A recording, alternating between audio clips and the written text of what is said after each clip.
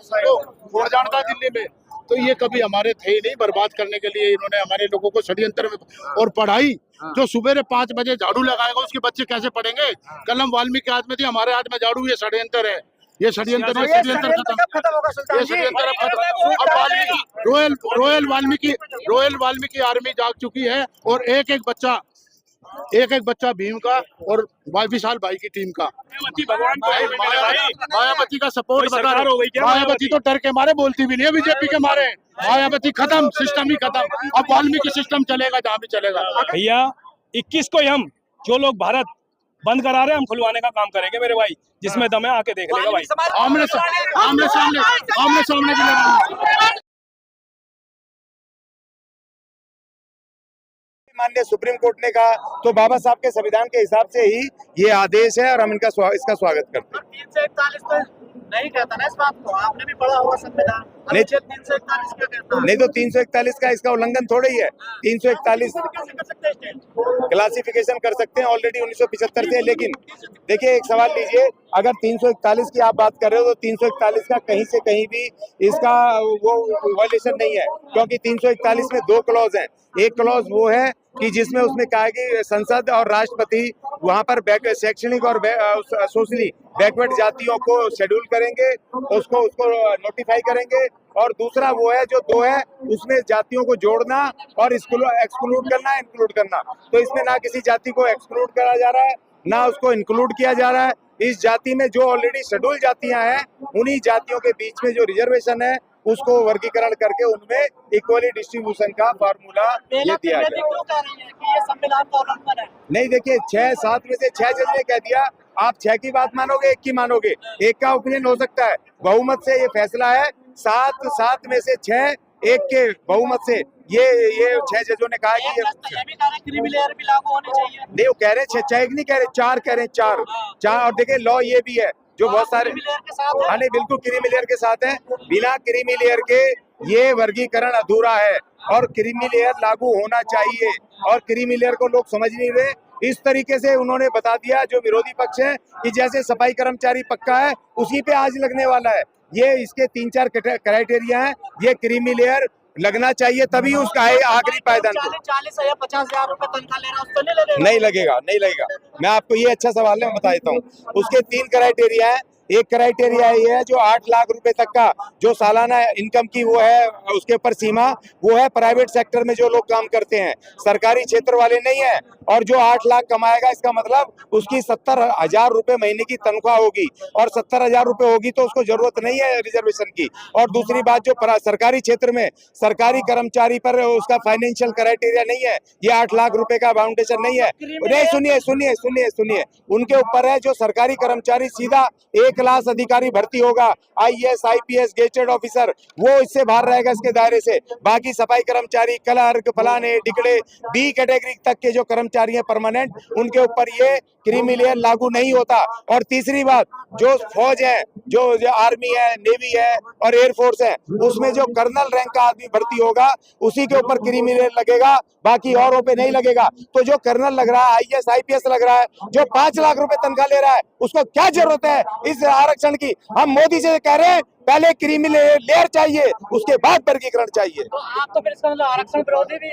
कैसे बताइए? आरक्षण कोई उसका आर्थिक आधार पे थोड़ा दिया बाबा साहब। आर्थिक आधार पे देखिए, सुनिए यही बात है। ये आर्थिक जो आर्थिक अरे क्रीमी लेयर आर्थिक नहीं है भाई। जो लोग ले चुके हैं इसका बेनिफिट लेकर के शैक्षणिक रूप से और आर्थिक रूप से मजबूत हो गए, उनको बाहर करके जो कमजोर रह गए उनको देना है। उनको भी तो आर्थिक शैक्षणिक बाहर लाना है। तो आपका कौन सा हो रहा है? जो मालदार हो गए, जिनके होटल है, जिनके पेट्रोल पंप है, जिनके वो हैं, अरे चुप रहो यार, जिनके पेट्रोल पंप है, बड़े बड़े बिजनेस जो कि डिक्की के अरबों खरबों हैं, उनको भी चाहिए क्या? वो उनको छोड़ना नहीं चाहिए। जो गरीब समाज जो वहां पर बैठ करके झाड़ू मार रहा है, या जो मोची का काम कर रहा है, जिससे राहुल गांधी मिलने गए थे, उसको नहीं चाहिए रिजर्वेशन, उसको भी चाहिए रिजर्वेशन। तो इसलिए आखिरी पायदान वाले को दिया है। ये सामाजिक न्याय के ऊपर आधारित ये पूरा का पूरा वो है। देखिए, जबकि जो क्रीमी लेयर को वो प्रधानमंत्री जी मना कर चुके हैं, लेकिन हम कह रहे हैं कि क्रीमी लेयर भी लागू करो। नहीं, आपने कहा जो मोची है, जो चीजें सफाई कर रहा, झाड़ू मार रहा, उसका उसे रोका किसने, उसका आरक्षण किसने रोका? रोका है ना, किसने? अगर रोका होता, नहीं रोका होता तो उनको मिलता नहीं। जो मोची है देखिए, सुनिए, हाँ यस, ये जो यस यस देखिए आप, अरे आप सुनिए, आप नहीं पूछ लिया, नहीं पूछ लिया, रोका कैसे मैं बताता हूँ कैसे रोका है। देखिए सवाल इस बात का है, जो हमारे BR गवई साहब जो अनुसूचित जाति के जज हैं उसमें 7 में से, उन्होंने कहा क्लियरली कि चंद लोग इस रिजर्वेशन का लाभ ले रहे हैं। उन्होंने कोई जाति नहीं बोली, उन्होंने बोले चंद लोग लगातार इसको रिपीटेडली उसको ले रहे हैं। और एक जज ने कहा कि पीढ़ी दर पीढ़ी चंद लोग इसका फायदा ले रहे हैं। एक ही जाति में, चमार जाटव जाति में भी जो गरीब है ना 70%, उन तक भी नहीं मिला है। एक घर में 4-4 IAS, एक घर में 4-4 डॉक्टर, एक घर में बिजनेसमैन भी, IAS भी और नौकरियां भी। तो आपको तो खुद इसको कहना चाहिए कि हर जाति के कमजोरों को मिलना चाहिए, क्रीमी लेयर लगना चाहिए। और उन्होंने एक सजेशन दिया है कि राज्य सरकारें ये पहले तो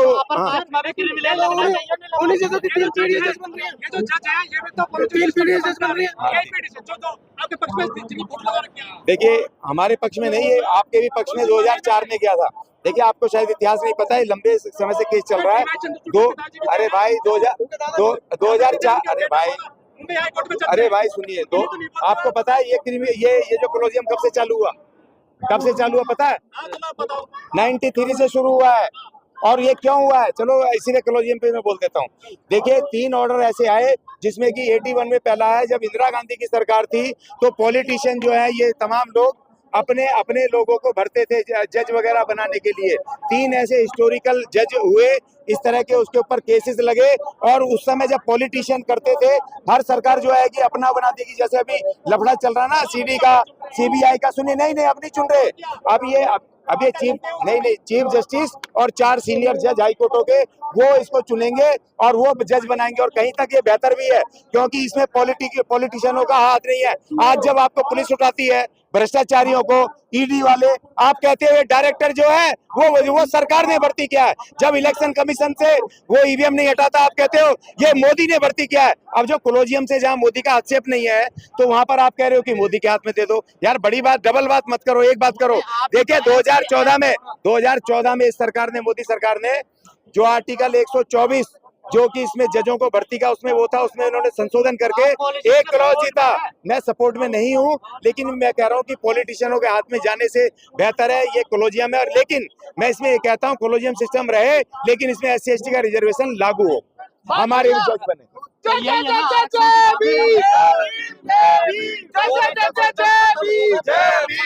देखिए आप क्या ये नेताओं के हाथ में देना चाहते हो क्या? जैसे पुलिस का अफसर बनाते हैं, वो डिप्यूट कर दिया SP, DSP या कलेक्टर, ये प्रधानमंत्री या ये होम मिनिस्टर डिप्यूट करते हैं तो उन्हीं की तो बात सुनते हैं। आज न्यायपालिका इन नेताओं के चंगुल से दूर है और आपको बुरा लग रहा है। जब ये 2004 में आपके पक्ष में दिया था, जो आज ये विरोधी चिल्ला रहे हैं, इसी संवैधानिक पीठ ने 2004 में उनके पक्ष में फैसला दिया था 5 जजों की खंडपीठ ने। तब ये तो आपको कॉलोजियम के नहीं दिखाई दिए, तब ये बामन ठाकुर बनिए नहीं दिखाई दिए। 2004 में 2018 में जब SC ST एक्ट को लेकर फैसला सुप्रीम कोर्ट, आप भी सड़कों पर थे, तो वो सबके खिलाफ था। देखिए SC ST एक्ट का वो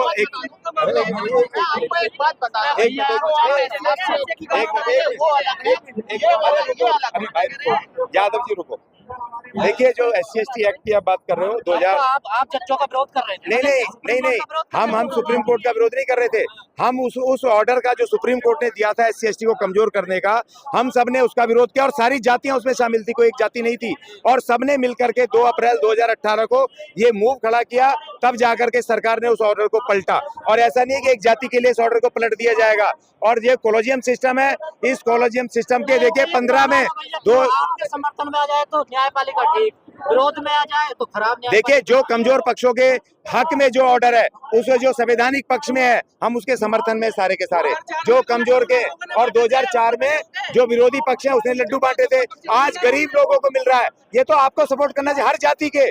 और इन्होंने भड़का दिया चमार जाति बाहर करे जा रही है, कोई नहीं चाह रही। चमार जाति के, वाल्मीकि जाति के या और जातियों के वो लोग बाहर जाएंगे जिन लोगों ने माल कमा रखा है, और उनके सबकी जातियों के गरीबों को मिलेगा। सपोर्ट करो इसका, हम समर्थन करते हैं। समर्थन में नहीं, आप तो क्रीमी लेयर का समर्थन में। क्रीमी लेयर वर्गीकरण क्रीमी लेयर के बिना अधूरा है। प्रधानमंत्री महोदय वर्गीकरण के साथ क्रीमी लेयर लागू करो, ये हमारी मांग है।